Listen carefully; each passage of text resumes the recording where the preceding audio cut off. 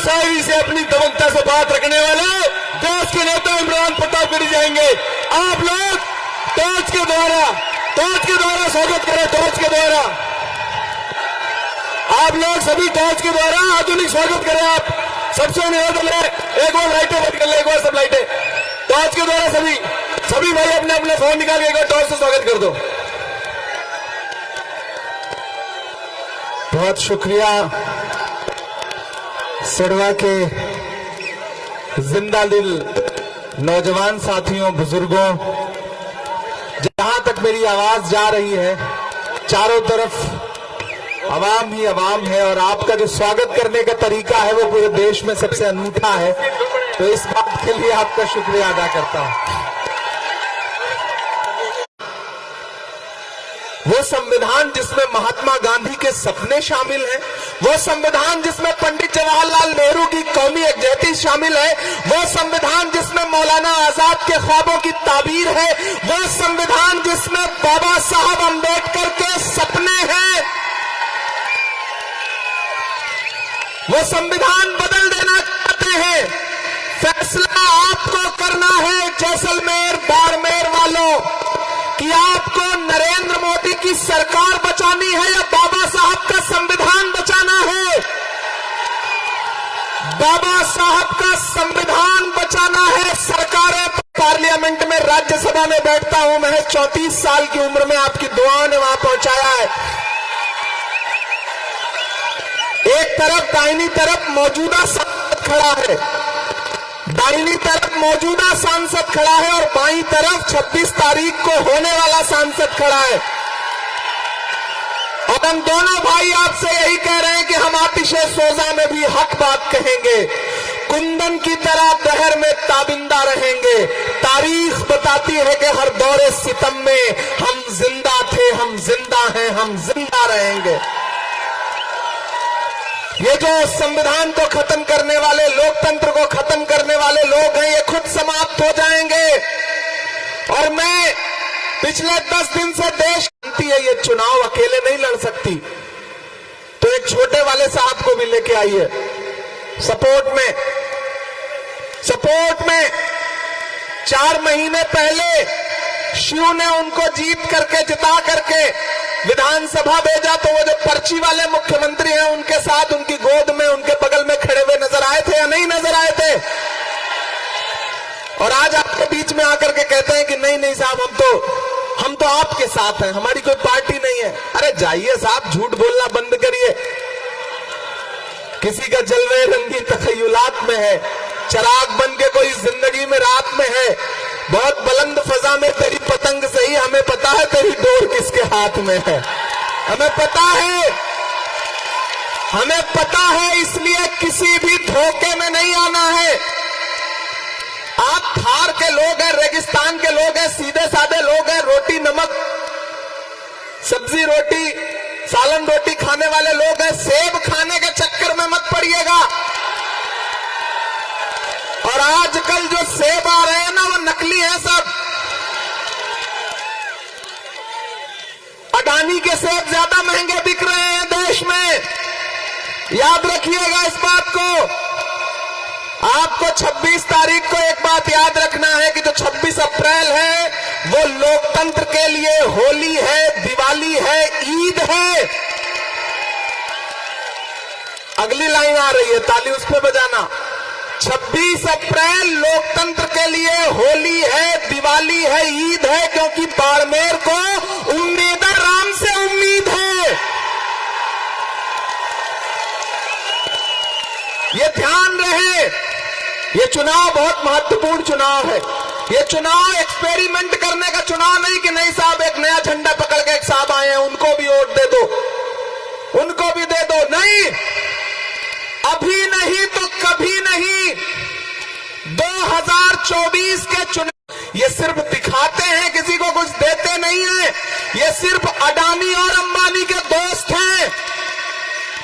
ये अच्छे दिन जो लाने वाले थे वो अडानी और अंबानी के लिए लेकर के आए। आपके लिए एक कांग्रेस पार्टी ने एक शरीफ नेता, शरीफ प्रत्याशी, सरल इंसान, और जिस जी जान से हरीश चौधरी जी मेहनत कर रहे हैं, फतेह भाई मेहनत कर रहे हैं। मैं गागरिया में था और गागरिया ने जो प्यार भर के दामन में स्नेह और समर्थन दिया है वो अद्भुत था। और मुझे पूरा विश्वास है कि इस इलाके से भी बड़े अंतर से उम्मेदाराम जी चुनाव जीतेंगे। एक होती है, एक शब्द है उम्मीद, उम्मीद से भी आगे एक शब्द होता है उम्मेदा। तो कांग्रेस पार्टी ने आपको उम्मेदा ला करके दिया है। आप सोचिए ना कितना प्लान करके आपको प्रत्याशी दिया गया है। तो इसलिए किसी झांसे में मत आइए। मैं सौभाग्यशाली हूं कि मैं यहां आया हूं, आपसे ये वादा कर रहा हूं कि उम्मेदाराम जी को लोकसभा में पहुंचाइए। ये लोकसभा में आपके मुद्दे पे लड़ेंगे और इनका समर्थन करने के लिए दूसरी तरफ राज्यसभा में मैं बैठा रहूंगा। दोनों भाई मिलकर लड़ेंगे। यहां असेंबली में लड़ने के लिए हमारा भाई अभिमन्यु पूनिया जी हैं ही, और हरीश चौधरी जी तो दहाड़ते ही रहते हैं। तो यहां जयपुर से लेकर के दिल्ली तक पे बाड़मेर जैसलमेर वालों का कब्जा रहेगा। जिता करके इन्हें भेजिए। ये चुनाव बहुत महत्वपूर्ण चुनाव है। और मैं तो एक बात अपने समाज के लोगों से खासतौर से कहना चाहता हूं। आप बड़े शौक रखते हैं नया झंडा पकड़ने का, नई गाड़ियों पे बैठने का। नहीं, किसी गफलत में मत आइए, किसी धोखे में मत आइए। ये जो घूम रहे हैं आपके बीच में आते हैं तो आदाब करते करते ऐसा लगता है कि कमर झुक जाएगी।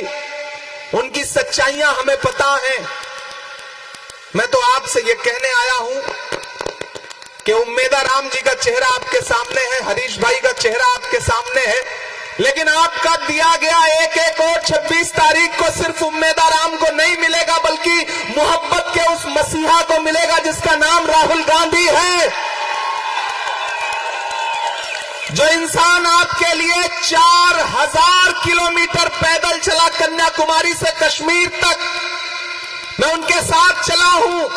मुझसे मीडिया के साथियों ने कहा, इमरान साहब आप राहुल गांधी के साथ चल रहे हैं, आप क्या कहेंगे? तो मैंने कहा कि मैं तो शायर हूं, मैं तो बस एक शेर पढ़ूंगा कि जो हर जालिम से टकराएगी वो आंधी बनाऊंगा। आपकी तालियों का शोर जाए जयपुर से लेकर दिल्ली तक कि जो हर जालिम से टकराएगी वो आंधी बनाऊंगा। आप बड़े जल्दबाजी में रहते हैं, एडवांस में दे देते हैं। यही करके आपने जो है दिमाग खराब कर दिया छोटे छोटे नेताओं के।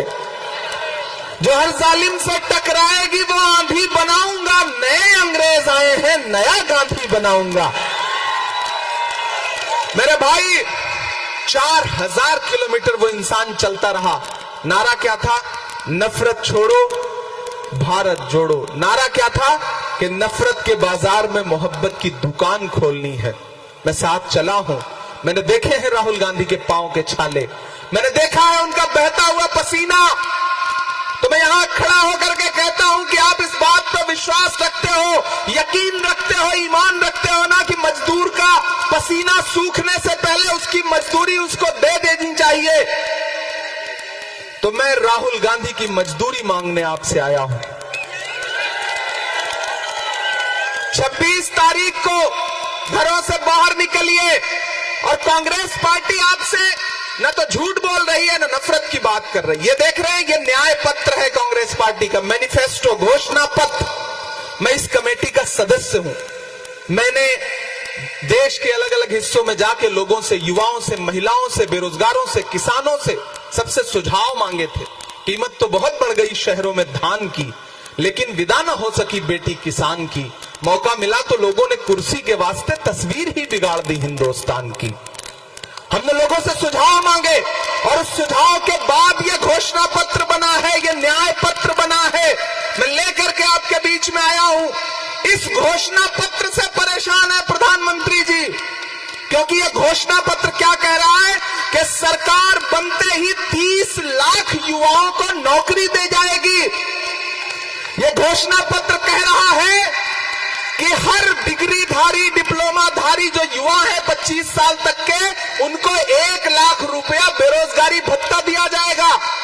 और तो और मेरी आवाज अगर माओ बहनों तक पहुंच रही हो तो कांग्रेस पार्टी कह रही है, घोषणा पत्र कह रहा है कि सरकार बनते ही हर गरीब महिला के अकाउंट में डायरेक्ट 1 लाख रुपए हर साल देगी कांग्रेस पार्टी की सरकार।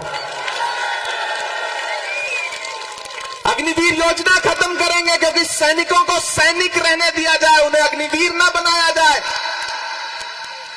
कांग्रेस पार्टी इस घोषणा पत्र के जरिए आपसे जो वादा कर रही है, हम उसके लिए आपके बीच में आए हैं, ये कहने के लिए कि ये बहुत महत्वपूर्ण इलेक्शन है।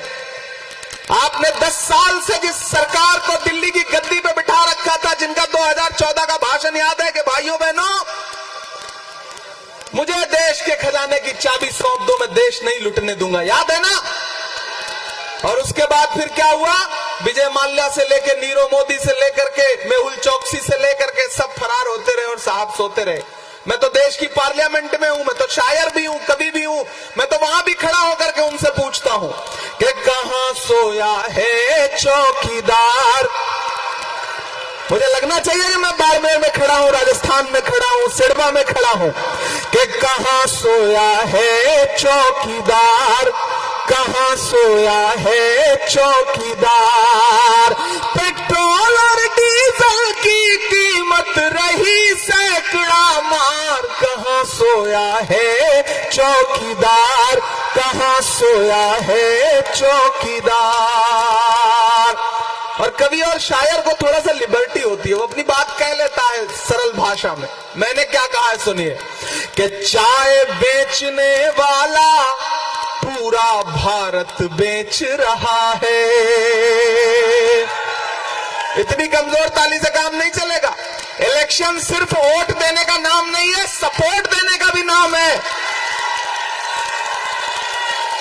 कि चाय बेचने वाला पूरा भारत बेच रहा है, इसी काम में हासिल उसे महारत बेच रहा है। कि रेल बिक गई, तेल बिक गया, बिका हवाई अड्डा। और अगली जो पंक्ति है ना, उस पे आनंद आए तो मुझे आनंद तालियों में बदल के बताइएगा कि रेल बिक गई, तेल बिक गया, बिका हवाई अड्डा। सब कुछ बिकता देख के खुश हैं अपने जेपी नड्डा।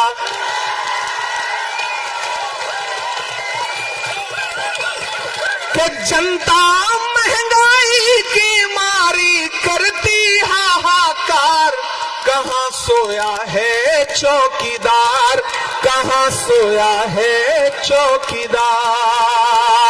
मेरे भाइयों, 26 तारीख को घरों से बाहर निकलिए, अपने परिवार का एक एक वोट लेकर के बाहर निकलिए, क्योंकि आप सुबह जब चाय पीते हैं ना तो 2 मिनट में जयपुर की सरकार गिराते हैं और अगले 2 मिनट में दिल्ली की। शाम को खाना पीना खा रहे होते हैं ना तो 2 मिनट में चीफ मिनिस्टर बदलते हैं, अगले 2 मिनट में प्राइम मिनिस्टर, ये 5 मिनट। तो ऐसे में आपको एक काम ये करना है कि जिस दिन वोट देने जाना है उस दिन कंजूसी नहीं करना है, क्योंकि एक एक वोट बहुत महत्वपूर्ण है। इसलिए आपको घर से निकलना पड़ेगा। इसलिए आपको अपने घर से जा करके उम्मेदा राम जी के लिए एक एक वोट न सिर्फ खुद देना है बल्कि लोगों को भी ले जाना है। इस इलेक्शन को उम्मेदा राम बेनीवाल बन के लड़ो, हरीश चौधरी बन के लड़ो, हेमाराम चौधरी बन के लड़ो, मन्नू पुनिया बन के लड़ो, फतेह खान बन के लड़ो, इमरान प्रतापगढ़ी बन के लड़ो इस इलेक्शन को, क्योंकि ये इलेक्शन तुम्हारा है। आप इन्हें एमपी बना के भेजिए। हम और हरीश भाई आपसे वादा करते हैं कि आप यहां से कांग्रेस का एमपी बना के दीजिए, हम दिल्ली में इंडिया गठबंधन की सरकार बना के देंगे। ये आपसे हमारा वादा है। और सिरवा वालों, चूंकि आज समय कम है, कोड ऑफ कंडक्ट है, हमारी मजबूरियां हैं।